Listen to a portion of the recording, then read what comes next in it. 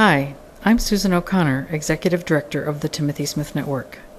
In partnership with the Smithsonian Institution and the Harvard College Observatory, we're offering an out-of-school time astronomy program called Youth Capture the Colorful Cosmos, or YCCC.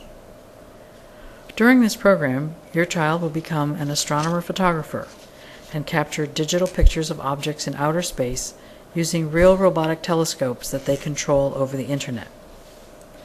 They will then use computer software called microobservatory, together with their artistic creativity, to process these images in order to present their favorite views of the universe.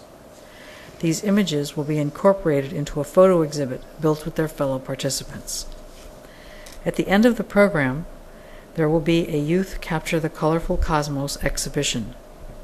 At this family-friendly event, YCCC participants will teach back what they've learned during this out-of-school time astronomy program.